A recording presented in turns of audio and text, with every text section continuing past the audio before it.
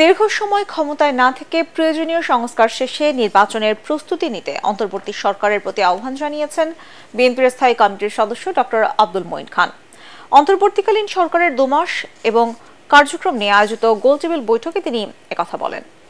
অন্যদিকে যারা দেশটাকে দুর্বৃত্তের বেড়াজালে আবদ্ধ করে রেখেছে তাদের বিচার নিশ্চিতের দাবি জানিয়েছেন দলটির আরেক নেতা রুহুল কবির রিজভী। এ সময় সরকারকে দ্রুত দ্রব্যমূল্য কমানো এবং আইনশৃঙ্খলা পরিস্থিতি উন্নতি করার পরামর্শ দেন বক্তারা। আরো জানাচ্ছেন মাজরুল হক মহজির। ছাত্র জনতার গণঅভ্যুত্থানের পর গত ৮ আগস্ট শপথ নেয় ডক্টর মোহাম্মদ ইউনূসের নেতৃত্বাধীন অন্তর্বর্তীকালীন সরকার।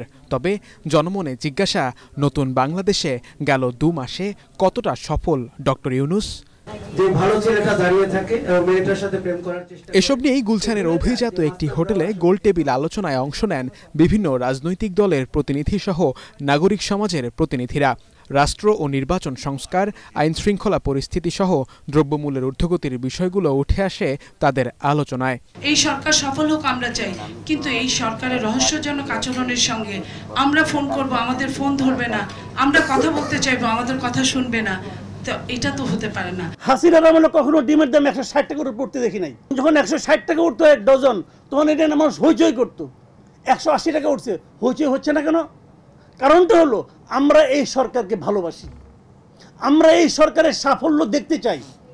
আমরা যে দেখতে চাই এটাই সরকার বুঝে না। শেখ হাসিনার টেলিফোন লিক নিয়ে কথা বলা যায়, কারণ উনি ইচ্ছা করে লিক করছেন এবং সর্বশেষ বক্তব্য দিলেন যে উনি হুমকি দিচ্ছেন সবার লিস্ট করো, এবং উনি আবার ক্ষমতায় আসলে সবাইকে যে দেখে নেবেন সেটার ব্যবস্থা উনি এবারে উনি নিশ্চিত এবার দেখে দিবেন। এর আগের বার আত্মীয় স্বজন বলে অনেককে ছাড় দিয়েছেন, এইবার আর ছাড় দিবেন না। আমাদের একটু ধৈর্য ধরতে হবে, নির্বাচন তো হবেই।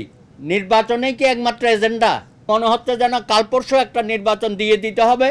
পরিবর্তিত রাজনৈতিক পরিস্থিতিতে সরকারকে আরও কঠোর হওয়া উচিত বলে মনে করেন বিএনপির সিনিয়র যুগ্ম মহাসচিব রুহুল কবির রিজভী। চোখে আঙ্গুল দিয়ে দেখা যাবে যে কারা কারা অপরাধ করেছেন, কারা কারা একটা দুর্বৃত্তের একটা অনতিক্রান্ত বৃত্ত তৈরি করেছেন। এই বৃত্তের মধ্যে গোটা রাষ্ট্রকে এবং রাষ্ট্রের যে গণতান্ত্রিক বিকাশকে তারা রুদ্ধ করেছেন। এই অপরাধীদের অবশ্যই বিচার করতে হবে। দলটির স্থায়ী কমিটির সদস্য ডক্টর আব্দুল মঈন খান বলেন, অন্তর্বর্তী সরকার নিজেদের গন্তব্য নিয়ে স্পষ্ট ধারণা দিতে ব্যর্থ।